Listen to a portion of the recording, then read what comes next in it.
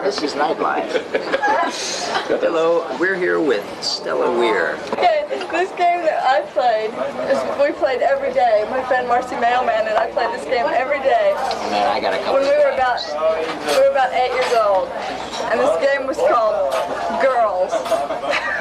Let's play Girls. And the understood premise of the game, it was an imaginary game, you know, was it's not a real game. was that we were 18 years old, we lived on a ranch, we had really rich parents, and we had horses. And we rode them all the time, English style, of course. Of course. And we had boyfriends. And that was the basic premise of the game. And like there was different. You were like preparing for your real life. There was every day though. We would like gallop around the yard, going like this, holding the reins English style, and we would gallop around the yard on our horses and like jump the jumps. Did you have and crops? be in horse shows. Yes, we had crops. Oh, naturally with crops. Hard or soft? Hard or soft? Oh, that's your game, right? No. And it changed I'm not gonna every say day. The plot of Girls changed every day. You know, it was a continuing, like a soap opera sort of. Yeah. I used to play a game like that, only it was Frankenstein. And I was Dr. Frankenstein, Victor, and the other girl that I played with was everybody else. But the thing was, it wasn't just like a horror movie. It was like a really, really complicated romantic soap opera horror Fiasco. thing, kind of like Dark Shadows or something. But I only saw Dark Shadows once. But it was kind of like that. It wasn't just a pure out-and-out horror thing. It was like had the horror element, but also like the romance elements and stuff in it. What about Store? Oh, Store was an excellent game. But should I tell about Store? Yeah, tell a story. That's a good one. It's a story about my brother. When I was about 4 or 5 years old, we get our allowance every week, and my brother would say, "Kathy, I've got a great idea. Let's play Store. Go get all the stuff out of your room and put it on this table, and I'll put prices on it and I'll sell it to you." I would say, "Wow, Terry's playing with me. He hates me. This is great." And I'd go get my stuff and I'd put it out, and he'd put prices on it, and I'd spend my whole allowance buying back all my stuff, and then he'd pocket my money and leave, and I would feel perfectly fine because he played with me and I worshipped him and he hated me. So finally my mother found out about it though, and she made him give all the money back. And then there was a game I played all by myself.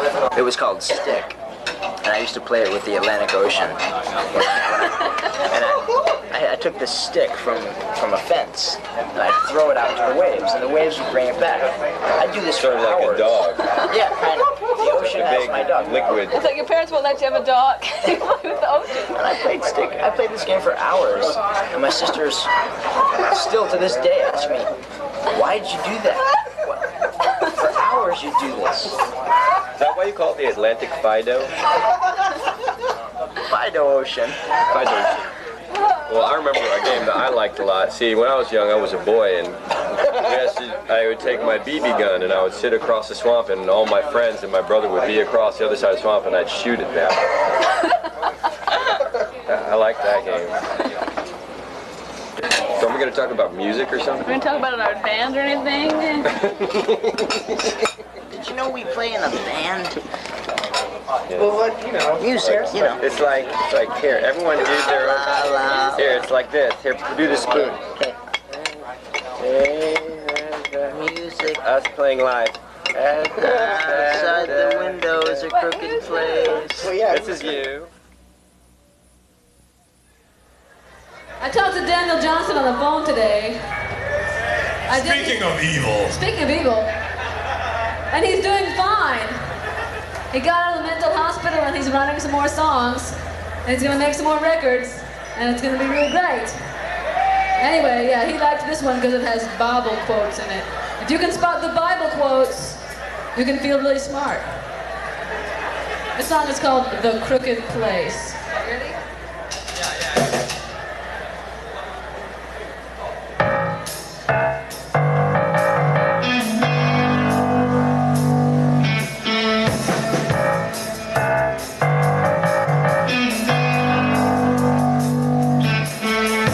Touchdown, so we're at the punch down. We're running again.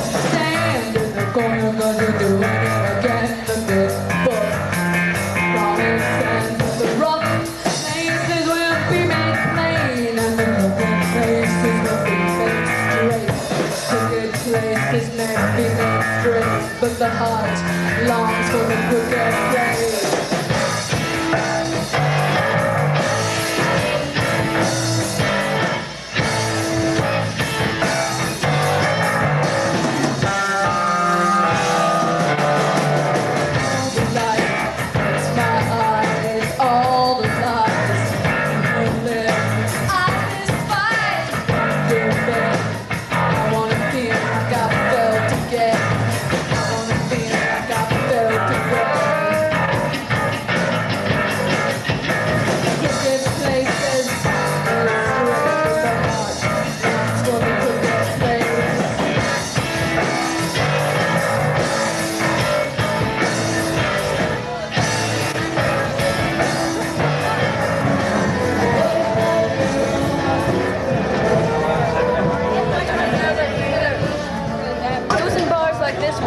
I saw its genesis.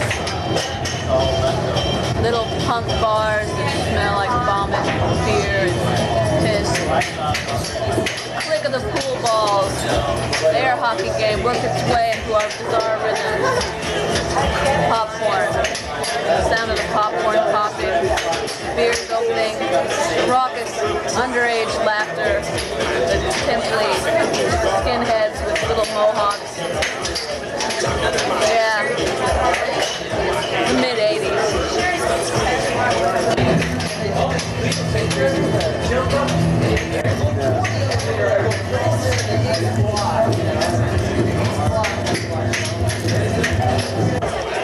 Now we play in places kind of like this one. Little tiny, dark, little beer halls that smell like popcorn and vomit and beer. Our fans come to see us. They're pimply, mohawk people. The rhythm of the popcorn machine, the click, pool ball, raucous laughter, underage impressionability.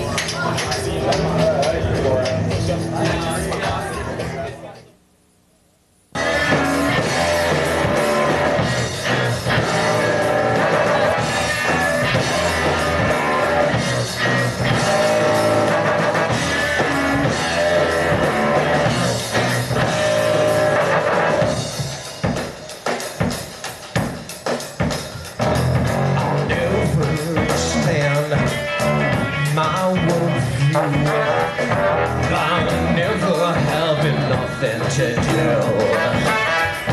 At the party I wanna go to, you're all invited to attend someone else's party.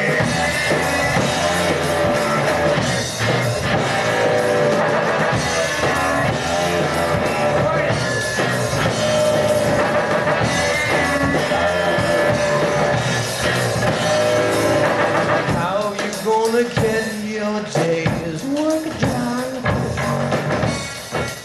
Or tools.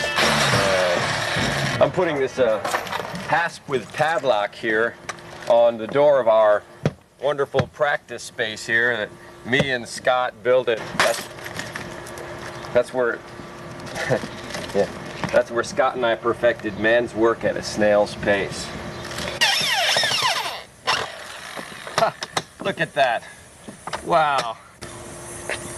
Yes, look at that. Oh, it's so secure now. I'm so proud. No one's ever gonna steal our stuff unless they have pieces of iron and hammers, and unless they have the will to do it, basically. Would you like to look inside? See? Exactly works. Cut it precisely. Come on in, look, it is very impressive. Here's one wall here, see? Here's another wall, two different walls. And this is our practice space. Look at it. Here's Scott's Eddie Van Halen drum. And here, I'm very proud of this. It's my Sears Silvertone amplifier.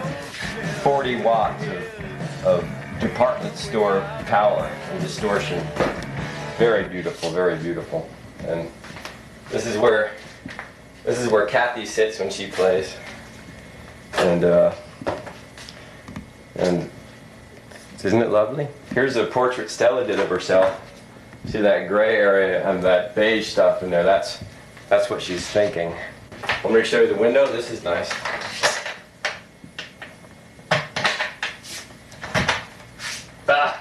Yes, look at that.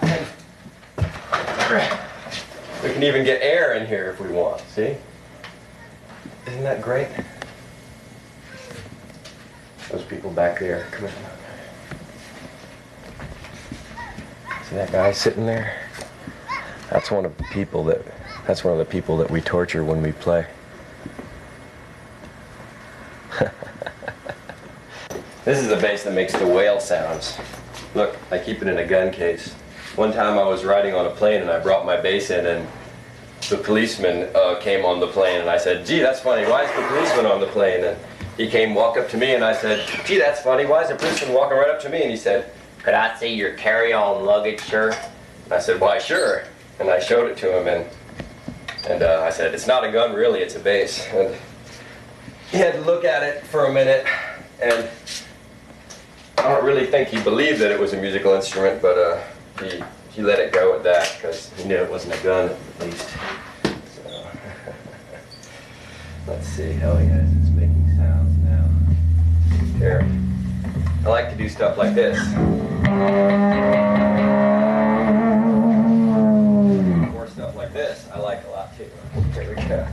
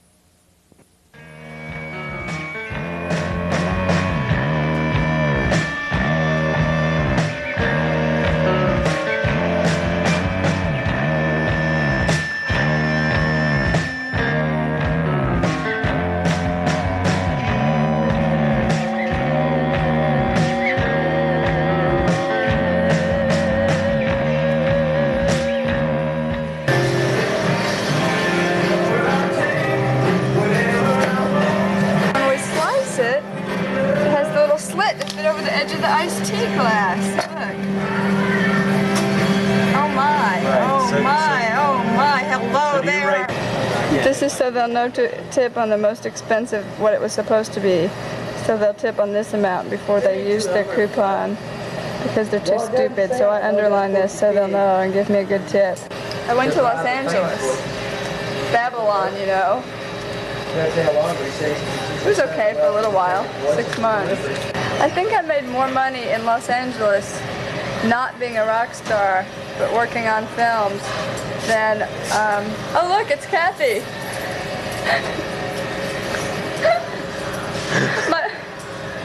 my fellow rock star who also works here with me.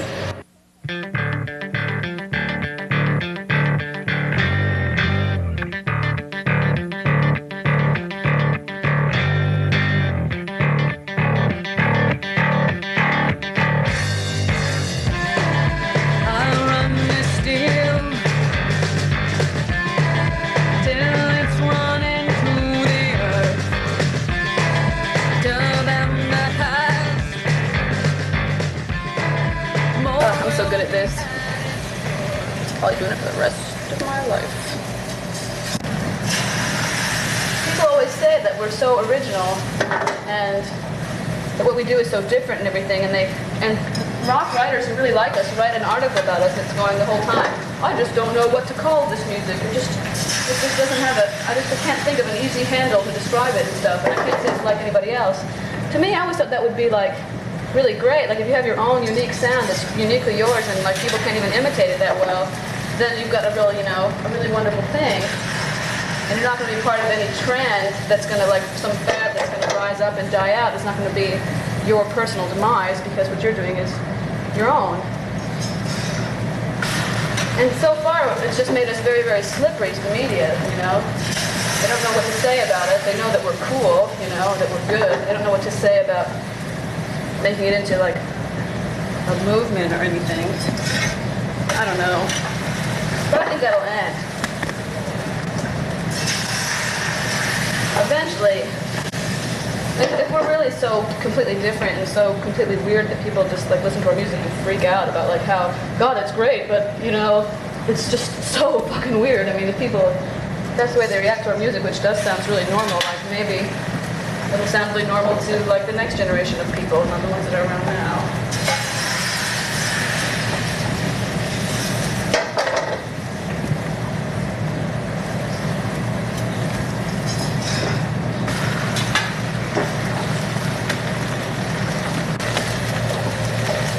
Of all the money that I had, I spent it in good company, and all the harm that I done, alas, it was to none but me, and all I've done for want of wit to memory now I can recall. So fill to me the party was good night, and joy be with you all.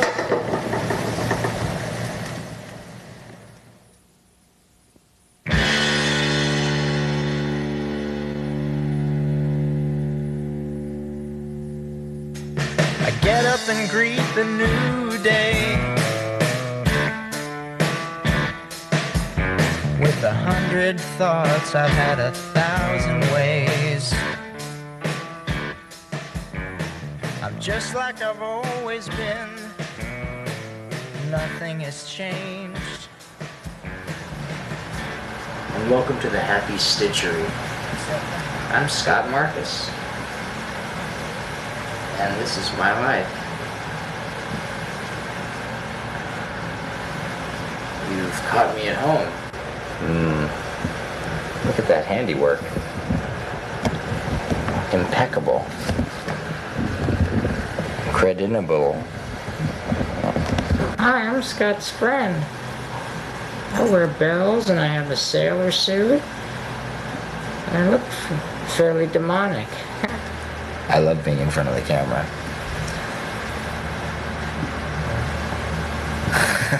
I love it when the camera's on top of me. I don't listen to classic rock anymore. I listen to one of those oldies stations now.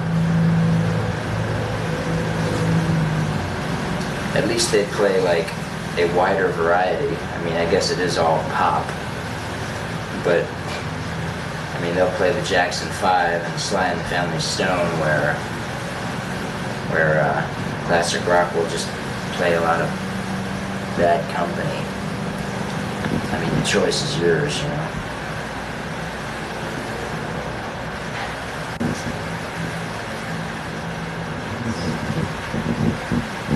Oh, this is a record I've been listening to lately.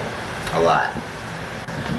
You will not find Louis Jordan or Louis Jordan, however you wish to say him. I was raised saying Louis. You will not find him in any encyclopedias of rock. I think it's a crime. He's great. He rocks.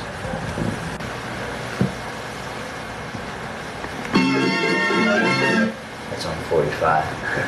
Really kicks butt at 45.